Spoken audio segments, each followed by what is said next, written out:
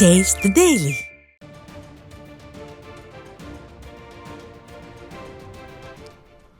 அண்மைச் செய்தி. விக்கிரவாண்டி இடைத்தேர்தலையொட்டி கானை கிராமத்தில் அனைத்து கடைகளும் அடைக்குமாறு காவல்துறை அராஜகத்தில் ஈடுபட்டதால் ஆத்திரமடைந்த பொதுமக்கள் வாக்களிக்க மாட்டோம் என கூறி போராட்டத்தில் ஈடுபட்டுள்ளனர்.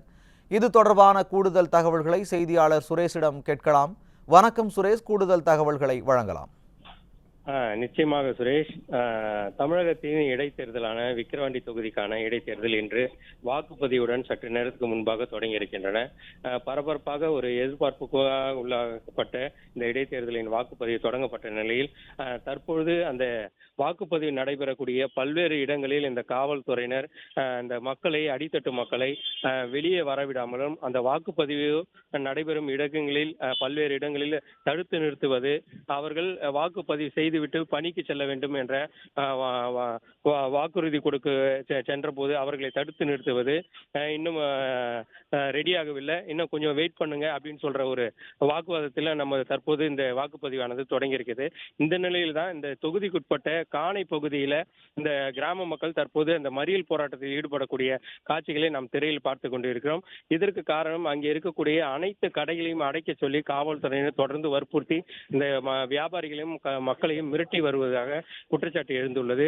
இதனை கண்டித்துதான், அதாவது அத்தியாவசிய பொருட்களான அந்த குழந்தைகளுக்கான பால் மற்றும் அந்த நோயாளிகளுக்கான மருந்து உள்ளிட்ட மெடிக்கல் அந்த மருந்தகங்கள் உள்ளிட்ட கடைகளையாவது திறப்பதற்கான அனுமதியை கோரி அந்த கிராம மக்களும் வியாபாரிகளும் அனுமதி கேட்டுள்ளனர். ஆனால் அதற்கும் மறுப்பு தெரிவித்து அந்த காவல்துறையினர் தொடர்ந்து அனைத்து கடைகளையும் உடனடியாக அடைக்க வேண்டும், இல்லையென்றால் வியாபாரிகள் மீதும் அந்த கோரிக்கை வைக்கும் மக்கள் மீதும் வழக்கு பதிவு செய்து கைது நடவடிக்கை மேற்கொள்ளும் என தொடர்ந்து மிரட்டி வந்த காரணத்தினால் அந்த ஆத்திரமடைந்த வியாபாரிகளும் கிராம மக்களும் விழுப்புரம் திருக்கோயிலூர் அந்த சாலையில் அமர்ந்து அந்த போராட்டத்தில் ஈடுபடக்கூடிய காட்சிகளை நம்மால் பார்க்க முடிகிறது.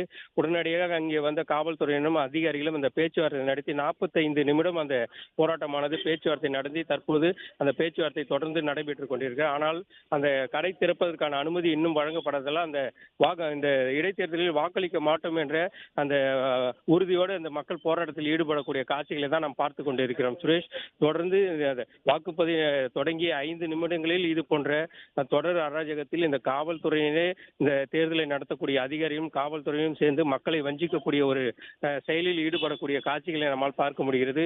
இன்னும் போக போக என்னென்ன பிரச்சனைகளை இந்த காவல்துறையும் அதிகாரிகளும் இந்த விடியா திமுக அரசுக்கு ஆதரவாக செயல்படுவார்கள், என்னென்ன வாக்களிக்கக்கூடிய மக்களை என்னென்ன இன்னல்களுக்கு ஆளாக்குவார்கள் என்ற ஒரு சந்தேகம் எழுந்திருப்பது இந்த ஒரு முதல் போராட்டத்திலேயே தெரிகிறது. சுரேஷ்,